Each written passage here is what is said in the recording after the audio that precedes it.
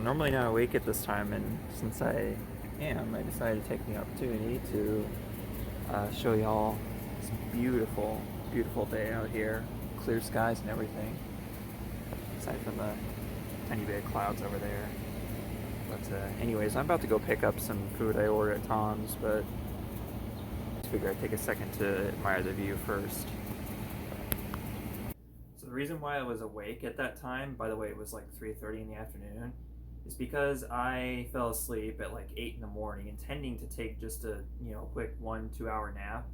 It ended up being a 5 or 6 hour nap instead. It was around 8 a.m. or 8:30, maybe even 9 o'clock. I don't remember what time it was I fell asleep, but yeah, I woke up at 2 in the afternoon basically. So I'd already had 5 or 6 hours of sleep at that point. Now, realistically, I should have just kept on sleeping more until my usual wake up time, 8 or 8:30, but that's not what happened. As you saw, I decided to wake up and do other stuff basically. Um, so, anyways, update. I mentioned I was gonna do this today, take care of this, but ultimately I decided to do a different with a different one. I decided to do it with my new 2DS XL because obviously that means I'd be able to dump new 3DS games if I want to as well. But I don't know why I would, because, well, the only game I could think of that maybe want to try on Citra would be Xenoblade Chronicles 3D, but there's already the definitive edition on Switch, so maybe eventually when I get a Switch emulator going and the whole, that whole process, it would probably make more sense just to play that version. Of course, and I also have a Xenoblade Chronicles on Dolphin as well, so that probably works better too. So either way, there's already plenty better ways to play that than Xenoblade Chronicles 3D. But still, there's probably features unique to that version that probably be worth getting it for. I'm not sure. But the thing is, I actually have to go out and buy more 3DS games in order to uh,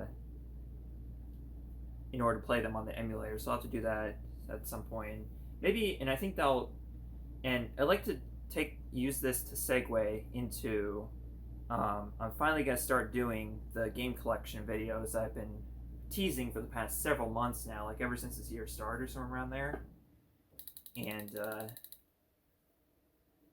when I get to my 3DS games, I could go into detail about my experience so far emulating some of those games. I'm not going to emulate every 3DS game that I own, but just some of them, some of the standout titles for the most part, I guess, and go from there. But I already have like just as much games on there as I do on Cemu, so either way, I now have 11 emulators, literally 11 different emulators, and some of those play multiple platforms. So yeah, I'm pretty much all set in terms of emulation, unless at some point I'd like to get a Switch emulator, of course, but that'll come in due time.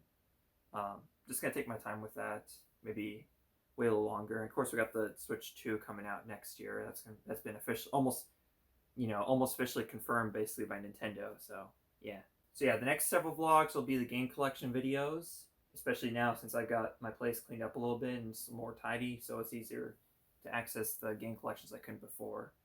And then hopefully also get around to finally bring back the Lex Plays, and that's been a long time coming as well. One last thing I wanted to give an update on, or like kind of just say something before this vlog is over. It's kind of like it has to do with my experience with language learning. I've been learning Chinese and Japanese on and off for the past 2 years, especially Chinese. But even then, like, I'm not able to converse very well in the language quite yet. But I just had a kind of a negative experience that kind of throws me off. Like whenever I have experiences with people who are just very rude, it kind of sets me back just a little bit. Like just kind of makes me feel like not studying, at least for a little bit, like just until I calm down, I guess.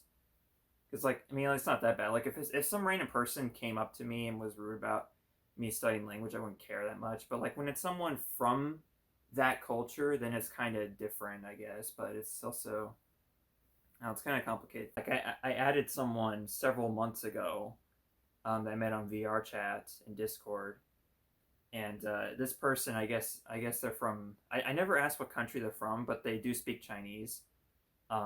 but I'm pretty sure they must be from Taiwan or some other place where they speak Chinese, but it's not in mainland China.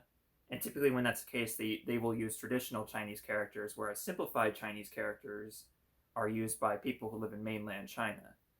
So, and so what happened was I tried talking to this person for it had been 7 months since I last spoke to them, and I used simplified Chinese characters to talk to them, and well, they got offended by that because they don't use simplified Chinese characters. They can only read traditional characters, and they were just rude in general for no reason whatsoever that I could discern. And as far as I know, I did nothing wrong with this person, so I don't know what their deal was. So I just deleted them after that. But like whenever you have experiences like that with someone within that culture you're trying to learn the language of, it can be a major setback. But I will say that for every person who is rude about it, someone who just I don't know, they just have like other issues that cause them to be outwardly rude to other people. There's several more people who are actually very nice and very kind and very considerate and might even be very appreciative that you're taking time out of your life to study, their language and their culture. And so I just want to say, like, if you're someone like me and you're learning these languages, don't let people like that get you down, basically. There's one song I've been listening to for the past 3 years, and I fell in love with it the first time I ever heard it. It's called "Don't Break My Stride" by Matthew Wilder.